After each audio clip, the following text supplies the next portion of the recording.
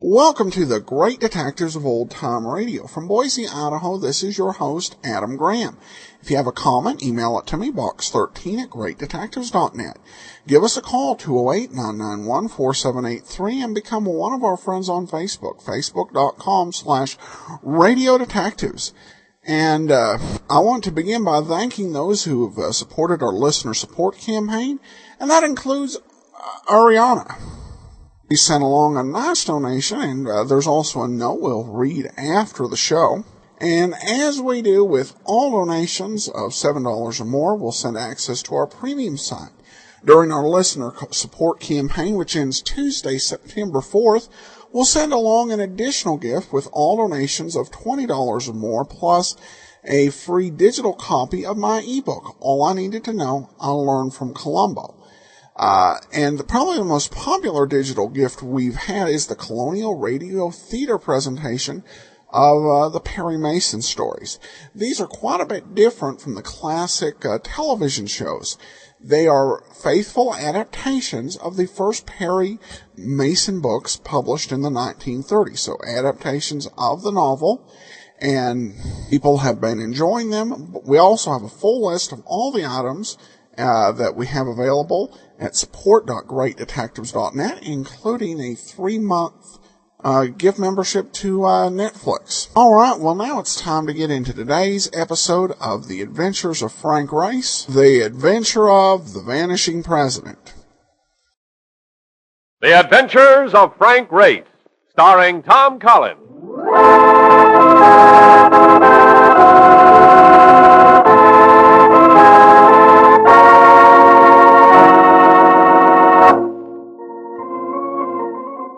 The war changed many things, the face of the earth and the people on it.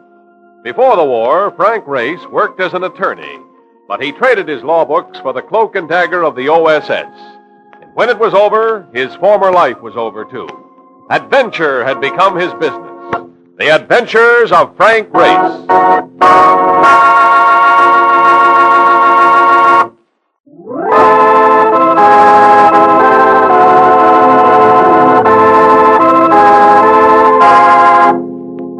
And now we join Frank Race for the adventure of the Vanishing President. It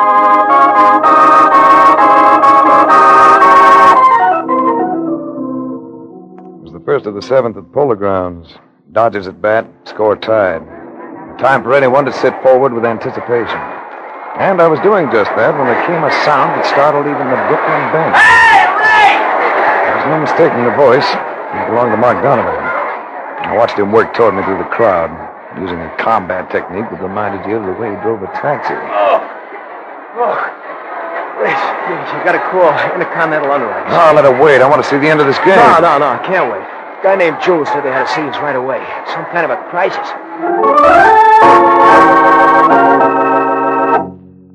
Jim Drew, chief claim adjuster for Intercontinental Underwriters. A man with the instincts of a ferret and a gaze you could use for sandpaper. He looked relieved when he saw me. I was beginning to think you weren't going to make it. I almost didn't. I was watching a good ball game. You've tackled a lot of foreign service, Race. How about another assignment? Oh, just in the middle of a hot series. All right. What's boiling? Got another of those mysteries. Vessels disappearing without trace. 3 of them inside a month, all on the same shipping lane. Same operators? No, a different company in each case. You have a lead? 1. The SS Lucy Wilkins sails from here tonight. She's for South American ports. She's casting off without a cargo in her hold. Each of the others sailed the same way. Empty. I see. I want to emphasize something, Race. Those vessels disappeared completely. Ship and crew. It may have been piracy. It may have been mutiny. We can be pretty sure it included murder. So? So, when the Lucy Wilkins sails for South America tomorrow, like to have you aboard.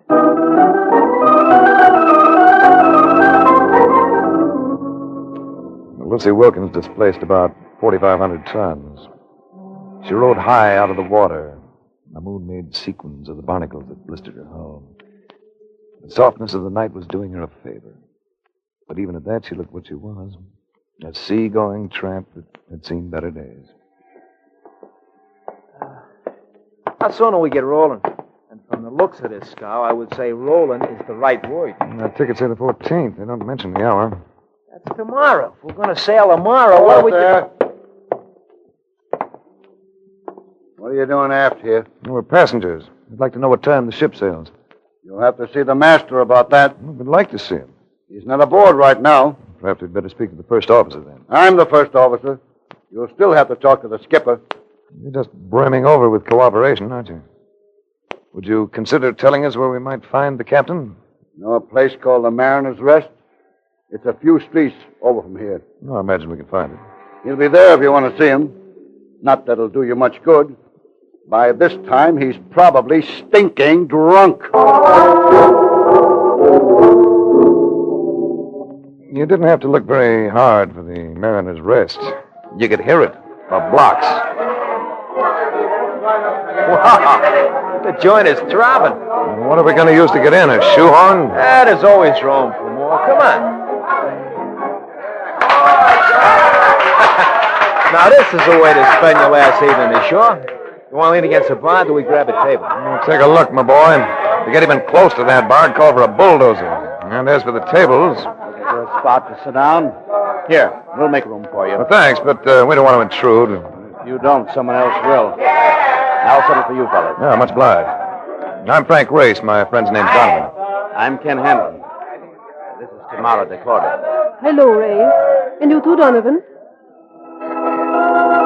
Black eyes and yellow hair. Real yellow hair. You see that combination once in a lifetime. A blonde Latin's always arresting. This one was enough to start a ringing in your ears. Yes, she's real race. Spanish father and a Russian mother. Should happen often, shouldn't it? Spanish father, Russian mother. That accounts for your name. Your name intrigues me, Ray. Do you manage to live up to it? Once in a while, if I'm lucky. Hey, look, they're dancing. Dancing to that music, it would be fun. Well, a little like establishing a beachhead, but if you'll take a chance, I'd be delighted. Good. Come on, Ray. In my arms, she felt the way she looked. And that was money for candy. But we didn't do much dancing. In a jam near the door, I was suddenly strong-armed free of her and swept out into the street. You gonna come with us quietly, chum, or would you like to do it unconscious? There were three of them. The one who'd spoken and a pair of silent partners. Moving casually, they herded me half a block to a waiting sedan. A few minutes later, I was pushed into the office of a warehouse, aromatic with the smell of coffee. Well, here he is, Rosario. Just like you wanted. Good work, Barnes. Stick around. Rosario bulked about 250. He seemed to have hair everywhere, except on the top of his skull that gleamed beneath the glare of a single hanging light bulb. Why did you want to take that boat? Boat? Do not fool with me. I would not like it. And, of course, you have the advantage. Let's start all over. Ask me again. Sure, I ask you. Why did you want to take that boat? You're speaking of the SS Lucy Wilkins? You know what one. Well, I'm reluctant to admit it, but I've been a little run down lately. My physician thought I could use a rest. Sea voyage seemed to be the answer. People like you don't travel on slow freighters. Well, the doctor said I could use a long rest. Sure. You need a long rest, eh? We could give you one without much trouble, could we not, Burns? Sure, without no trouble at all. So what do you say you start talking, Race? He was ready to turn it into a rough party. And I could assure myself of only one effective move. He had me standing under the hanging electric bulb, the only one in the room. So I eased a hand up as if to scratch my chin, shot it higher, and yanked. Light! Hey, somebody get a light on! Somebody... Oh! Watch the door! Watch the door! There's nothing like confusion when you're in the minority, whether it concerns politics or a brawl. While they groped, I ducked and got clear. A little while later, I elbowed my way back into the Mariner's Rest. Race, where you been? I was looking for you. So was Tamara. I took a walk around the block for a breath of fresh air. Are you kidding? We'll get all the air we want on this trip. And, Race, I got some news for you. Guess who's sailing on this ship with us? Tamara de Cordova. How do you like them apples?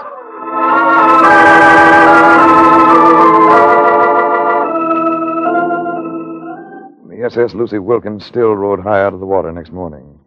But where there'd been a dock on her port side the night before, there was now only open sea.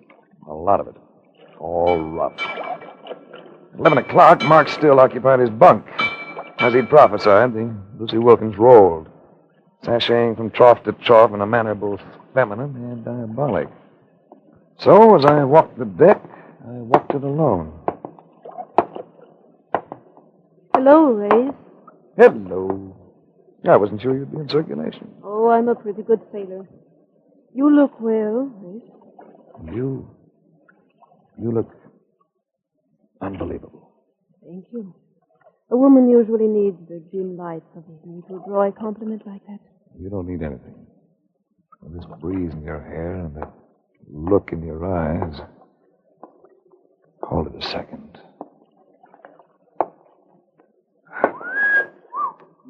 Right out in broad daylight, too. Y'all go away, Hanlon. Go away. Oh, no, Ray. Let him stay. After all, we're going to have a long voyage together.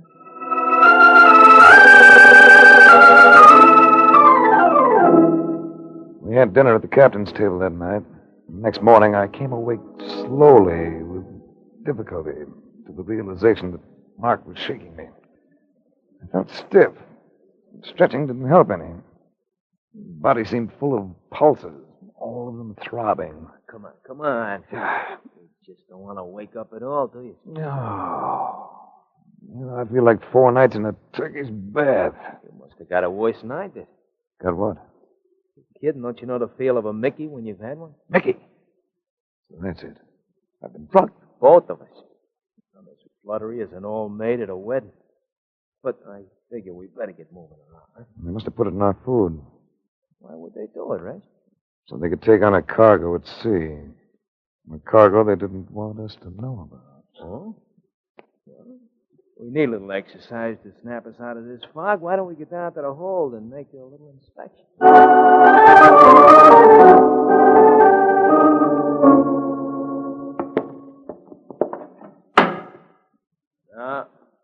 seem to be much in here either. No, wait. Turn the flashlight over to the left. Hey, bullseye. What do they got there? I'd say it was artillery. Very efficient-looking 75s. I thought them things was only good for junk. Against a modern army, yes. But against ordinary citizens, they'd be lethally effective. Oh, what do you know? They picked up about a dozen of them. Hey, no wonder they drugged us. Come on. We've seen enough. You know something, Rice? Kind of looks like somebody wants to start a war somewhere. Yes. We're traveling with the heavy equipment for it. Right to the end of the line. Yes, we were carrying a cargo of evil. Just 4 days later, shortly after nightfall, the Lucy Wilkins drew into her first South American port of call. Mark and I were sweating it out when... Oh, I'll get it. May I come in, Ray? Of course. I must speak quickly and to the point. Why did you take passage on this vessel? I've been wondering when someone would ask me that. Oh, I'm not just being curious. Something has come up, something of critical importance. I represent a maritime insurance company. Ships have been disappearing along this sea lane. I'm here to find out why. You must leave this vessel at once. Otherwise, you will be murdered. That's a dashing thought. Oh, I'm entirely in earnest, Ray. The ship is carrying arms for the start of a revolution in my country. And they can't afford to try landing them with us still alive. Ken Hannon overheard them making the plan. A machine gun has been set up on the bridge. They intend to murder most of the crew as well. Tomorrow, we've got to make it fast. We're only 4 miles offshore. Oh, Ken, tell Ray how serious it is. I think I already know. How do we leave the ship? It's a black night. We'll lower a boat. Well, you'll never get away with it. Not unless someone creates a diversion. I can make enough noise to satisfy that requirement. No, Mark, I've got a better idea. I'll go forward and let the crew in on the picture. That ought to stir up plenty of diversion. You'll be taking a big risk, Race. That machine gun is trained right on the forecastle bulkhead. I couldn't leave this ship knowing those men were to be murdered. You three go to the boat. As soon as the scramble starts, lower it. Topside, I slowly and carefully worked my way forward, thankful for a cloud formation that switched off the moon. Everything was quiet. Too quiet. I had just reached a point beyond the bridge when... What's up, mate? Who are you? Hawkins. Able seaman. Either ruddy whispering. All right, Hawkins. Listen. You've got to be murdered tonight if you don't leave this ship. You and the rest of the crew. Blimey. I'm not just talking. The ship's going to land arms tonight. Contraband. And did men tell no tales? You don't have to say no more, mate. We know about the guns. Blimey, they've turned the light on us.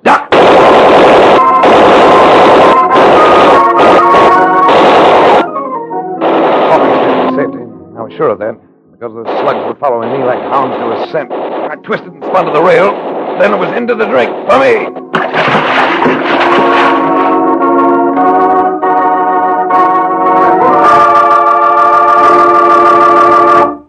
We'll return to the adventures of Frank Race in just about 1 minute.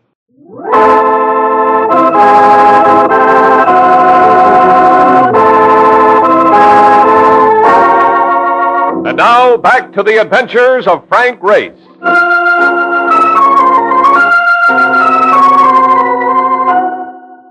I came ashore dripping wet and without shoes. Yet I attracted little attention. The city was bright with lights, but few people walked its streets. I turned into the first hotel I came to, confronting a clerk who stared at me with what seemed to be genuine concern. Americano, you get all wet. Yeah, I get wet is about the size of it. I need a room and the location of a shop where I can buy a pair of shoes. The room we have, and with the bath. The shoes will have to wait until mañana. The senor came on a ship. Well, let's say I came most of the way on a ship. Ships. They bring trouble to my country. I remember being here once before, several years ago. That time, the city always seemed gay, far into the night. Now there is no gaiety. The reason? Any moment it may come, the revolution. And always that is bad. A man may lose his life, or his wife, his child. Who knows? Some revolutions turn out all right. My country had one that worked out fine. Not this one, senor. This one will bring only bad. This one will bring... Go ahead. I've talked too much. I've always talked too much. When the senor will come, I will show him to his room.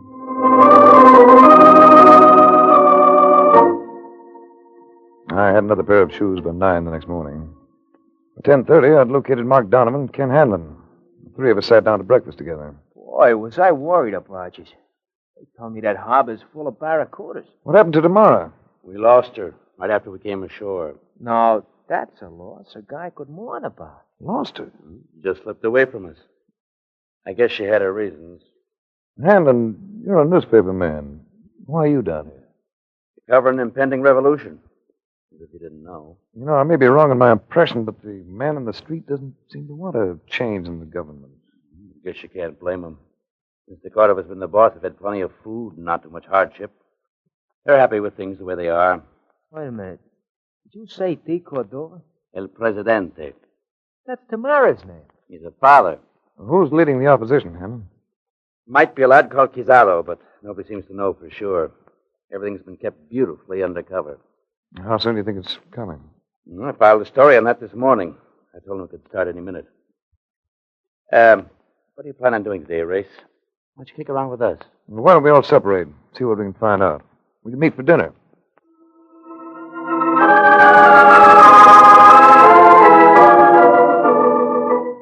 I went out and did a lot of walking, stopping whenever I ran into a person that looked willing to talk, which was rare.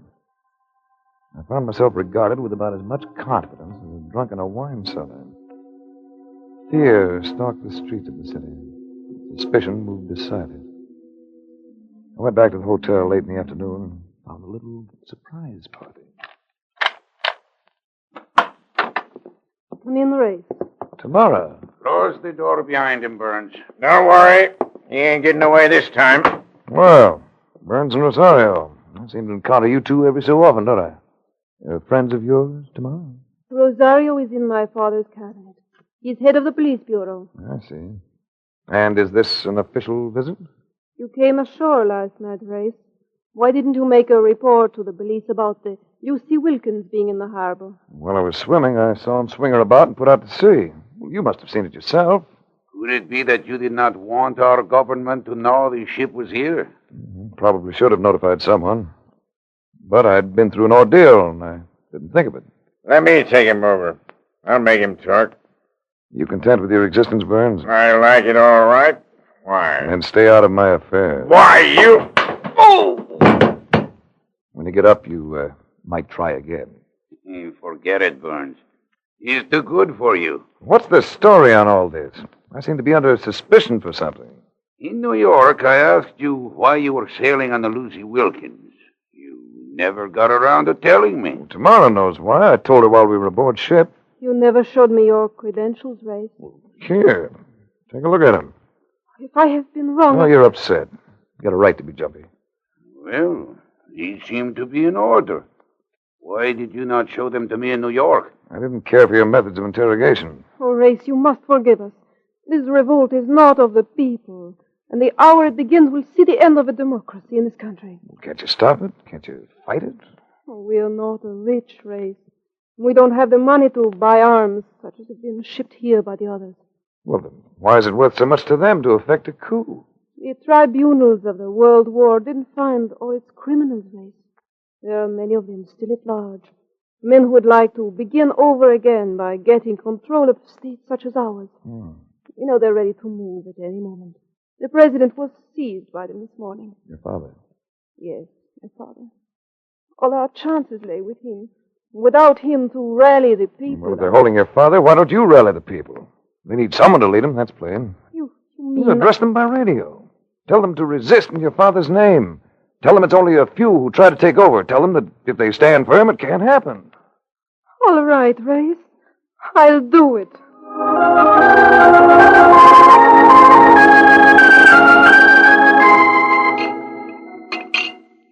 How about taking in the sights tonight, huh?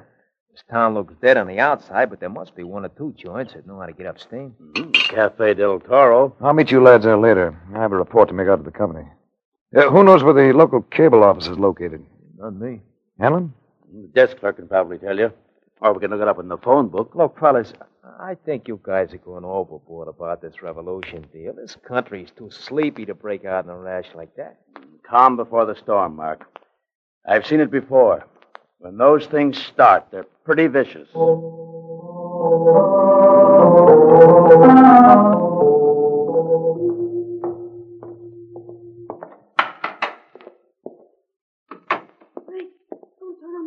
Where are you? Here. In your arms. Oh, Race, I'm in trouble. Take it easy, take it easy. It's Rosario. He's with them, Race. He showed his hand when I tried to follow your suggestion about addressing the people. I got away only because of the servant's loyalty to my father. They may have followed me, Race. Well, then we won't stay. Shouldn't have come. It only puts you in danger. There's a clerk here who'll help us get away. Come on.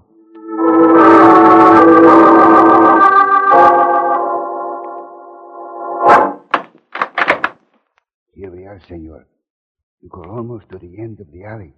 And there, you will see a door that goes down into a cellar. And from the cellar, you can go upstairs to the Cafe del Toro. And there will be people there. And you will find safety in the crowd. Oh, gracias, amigo. Go with God, senorita. And you too, senor.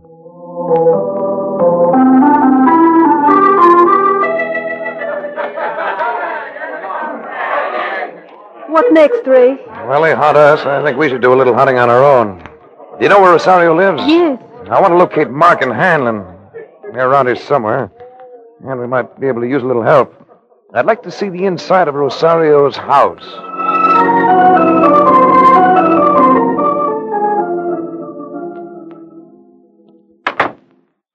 So this is the house of the chief of police, huh?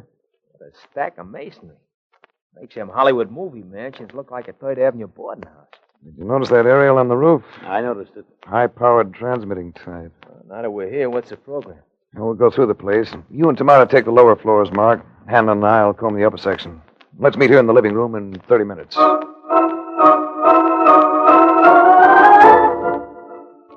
Hanlon and I located the radio transmitter in a small room on the second floor, just off the stairway. And when we got back downstairs, Mark and Tamara were waiting with a white-haired, distinguished-looking man of about 60. I was introduced to the president of the country.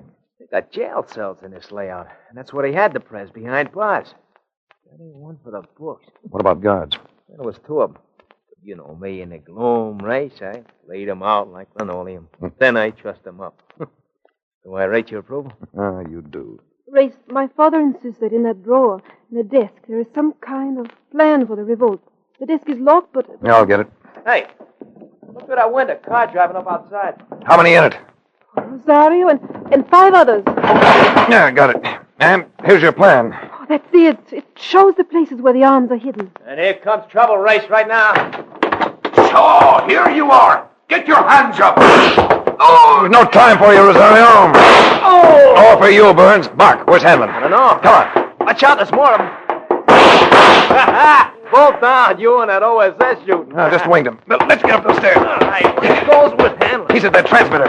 It only needs his signal to touch off the revolt. Hanlon, the newspaper guy? There's Hanlon. Now, here's the door. Lock. Stand back, Mark. I'm going to blast it. Get away from that table, Hanlon. I'm going to send a signal if it's the last thing I do. Throw that gun, Race. Throw it. Hit. Bullseye. Nice pitch, Race. Yeah, pick up my gun, will you, Mark? Yeah. Well, that takes care of Hanlon. Race, are you all right? Yeah, I'm all right. There's your kingpin on the floor, Tamara. He's just about to signal the start of hostilities. And if your father works quickly with that plan, he can round up those arms in a hurry. Hanlon, I can't believe it. How'd you know he'd be up here, Race? He claimed to be a newspaper man, a correspondent. He mentioned filing stories to American newspapers. But earlier tonight, when I asked for the location of the cable office, he didn't know where it was. Well, what do you know? You stopped them just in time. Oh, Race, you saved everything. I'll never be able to thank you enough. Oh, yes, you will, baby. Yeah, but we can talk about that later.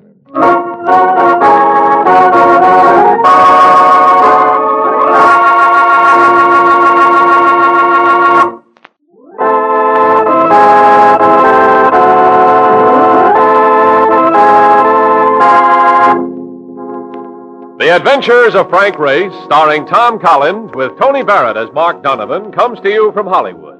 Others heard in tonight's cast were Naomi Scher, Theodore Bonelts, Wilms Herbert, Joe Duvall, and Harry Lang.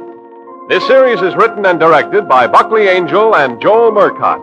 The music is composed and played by Ivan Ditmars. Be sure to be with us again this same time next week for another dramatic chapter in The Adventures of Frank Race. Art Gilmore speaking. This is a Bruce Ells production.